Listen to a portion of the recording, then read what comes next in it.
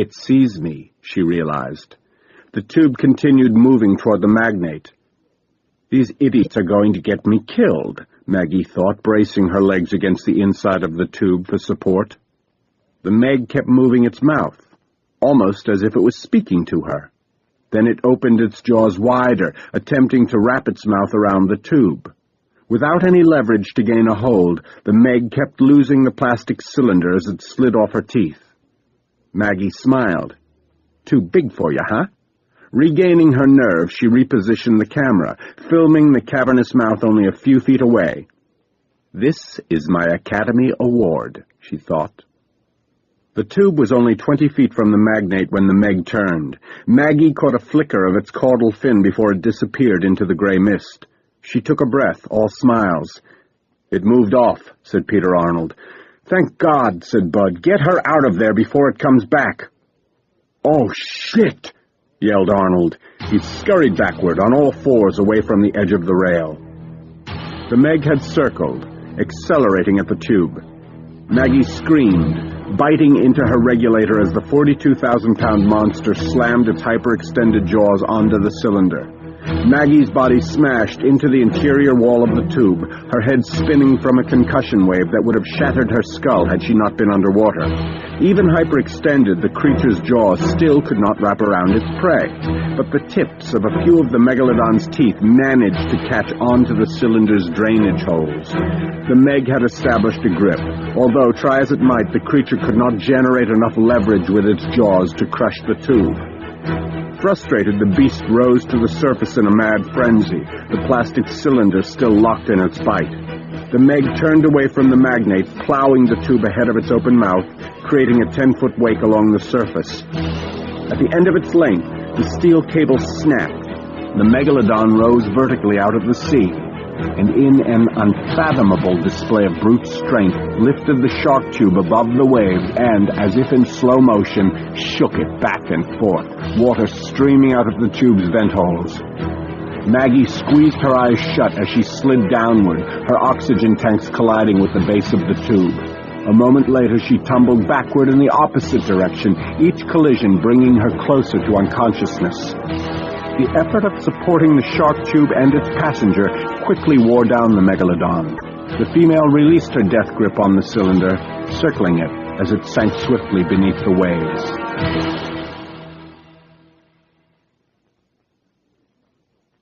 Mac, I can see a chum slick, yelled Jonas. Through his night glasses, he saw a grayish haze appear over the darker Pacific. Mac glanced at the thermal imaging monitor. I can see it too. Where are we? 26 miles due west of San Francisco. You should be able to see the Farallon Islands. Mac noticed a new hot spot on the monitor, the heat of twin engines showing clearly. Hey, what's that yacht doing out here? Can you take us down? The copter dropped to 500 feet. Jonas looked through the night binoculars, zooming up onto the deck of the ship. Wait a minute. I know that yacht. The Magnate. It's Bud Harris's ship. The guy you told me is banging your wife? Mac circled the yacht. How about I see if I can hit his deck with my tool chest from this height? So what's Mr. Moneybags doing out here, chumming blood off his $20 million yacht? Jonas pulled the glasses away from his face. Maggie. Chaos reigned on board the Magnate. Captain Talbot had started the engines, then shut them down, afraid the noise would attract the Meg. Rod was excited, yelling to everyone that they needed to continue filming, but Bud was in a state of shock, kneeling on deck, head in hands. When the helicopter appeared, he had panicked, thinking it was the Coast Guard, afraid the authorities had come to arrest him because of the humpback carcass. Bud, yelled Abby. Some guy in that helicopter wants to speak with you. Says his name is Jonas. Did you say Jonas? Bud jumped to his feet and ran into the control room. Jonas, it's not my fault. You know Maggie, she does whatever she wants. Bud, calm down, commanded Jonas. What are you talking about? The Meg, it took her. She's trapped in that damn shark tube. It wasn't my fault. Jonas tried to think. What would draw the monster's attention away from Maggie? The copter? Then Jonas noticed the Zodiac. Bud, the Zodiac, is it working? The Zodiac, yeah, it works fine. Get it ready to launch, ordered Jonas. I'm coming aboard. Maggie fought to stay awake. Everything hurt, but the pain was good. It kept her conscious. Her face mask had a hairline crack leaking water into her eyes. Her ears were ringing, and it hurt to breathe. The megalodon continued circling counterclockwise, watching her with its functional left eye. The glow from its hide cast an eerie light, illuminating Maggie's wetsuit. She checked her oxygen supply. 3 minutes of air left. "I've got to make a break for it," she told herself. She grabbed the videocam tightly to her chest, refusing to leave it behind. Jonas hung on a cable from the chopper's winch, the dart gun strapped across his back, earphones around his neck. "Remember, Mac," he yelled, "wait until I say before you hit her with the beam." Mac looked at the spotlight to his left. "Don't worry about me, Doc. Just don't get eaten."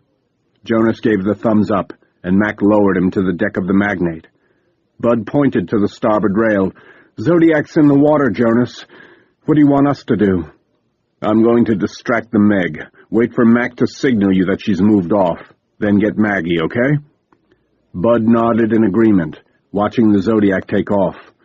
The rubber raft skimmed across the surface, its engine a high-pitched whine. "Mac, can you hear me?" "Hard left," screamed Mac. The Zodiac turned, just as the Meg's jaws snapped shut in midair. Jonas sat low in the raft, gunning the engine, cutting hard against the wake. He couldn't see the megalodon, but he knew it was close. "Mac, tell Bud to get moving."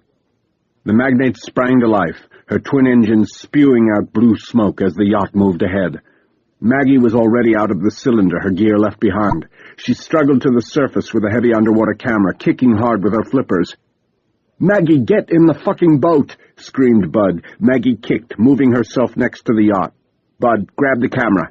She struggled to lift it, but the 40-pound device was too heavy to lift from the water.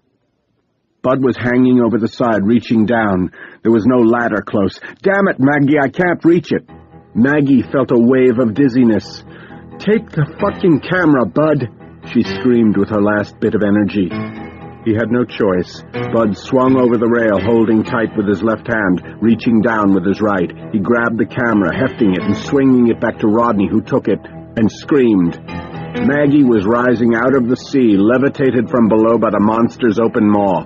The megalodon's head continued rising, elevating Maggie, who had fallen into a dream state, imagining she was looking down on the upper deck of the yacht. "I'm warm," Maggie thought, registering the slightly higher temperature of the creature's mouth, still unable to grasp where she was or what was happening. The white mammoth fell back into the water, jaws closing slowly, squeezing the breath from Maggie's lungs. As the triangular daggers punctured her ribcage, the pain jolted her to attention. She screamed a high-pitched wail, which ended as her head passed underwater.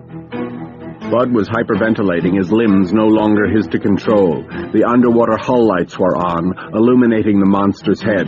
Bud couldn't move, staring at the face of the devil that looked back at him, hovering 10 feet underwater. The creature remained, appeared to be smiling, while Maggie, still alive, thrashed about, attempting to scream as she drowned in its grasp. The megalodon seemed to be toying with her, Maggie's upper torso dangling from its jaws. Bud saw blood pour from his lover's open mouth as she struggled one last time in agony. The predator turned its gaze upon Bud, and then the hideous mouth opened, creating a vacuum that sucked Maggie into its black vortex and out of sight. Bud screamed. A bloody bubble rose, breaking the surface. Bud was in shock, unable to move. He closed his eyes and waited to die. As if beckoned, the monster rose again from the sea for its next meal, its jaws open. The bolt of light from above smashed through the darkness as if guided by the hand of God. It burned into the functional left eye of the megalodon, permanently blinding the creature, sending a white-hot wave of stabbing pain into the optic lobe.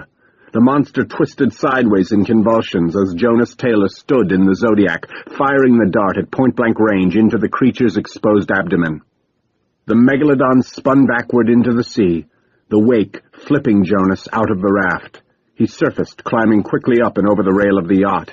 His insides were quivering. The world was spinning out of control.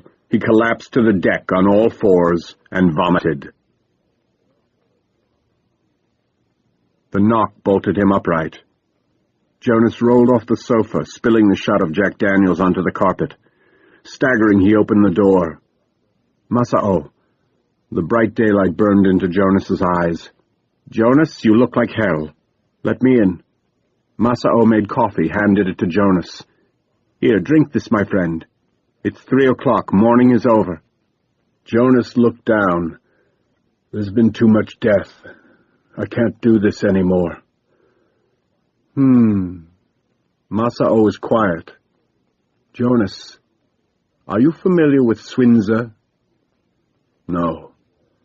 Swinza wrote The Art of War over 2,500 years ago. He said, "If you know neither the enemy nor yourself, you will succumb in every battle. If you know yourself but not the enemy, for every victory gained, you will also suffer a defeat. But if you know the enemy and know yourself, you need not fear the result of 100 battles.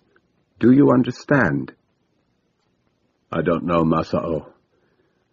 I can't think right now." Masao placed his hand on Jonas's shoulder.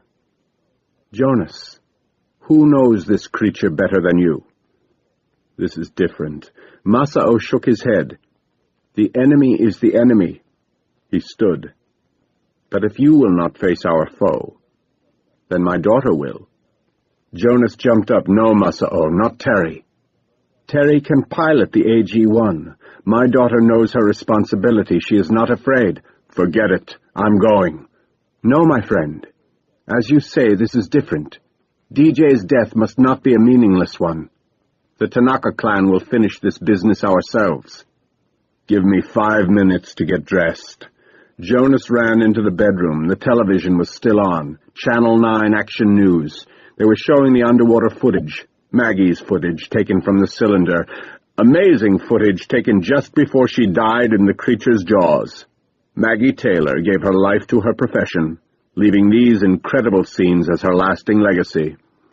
A public service was held yesterday, and Channel 9 will be presenting a 2-hour special tonight at 8, honoring Ms. Taylor. In a related story, a federal judge ruled today that the megalodon has been officially listed as a protected species of the Monterey Bay Sanctuary. We bring you live to the steps of the federal court building. Jonas sat on the edge of the bed and turned up the volume. "Hope to speak with him. Here he comes. Mr. DuPont? Mr. DuPont, were you surprised today how quickly the judge ruled in favor of protecting the megalodon, especially in light of the recent attacks?" Andre DuPont of the Cousteau Society stood next to his attorney, several microphones pressed to his face. "No, we weren't surprised. The Monterey Sanctuary is a federally protected marine park designed to protect all species, from the smallest otter to the largest whale. Of greater importance will be our effort to immediately place Carcharodon megalodon on the endangered species list, so it is protected in international waters as well." The Channel 9 anchor reappeared.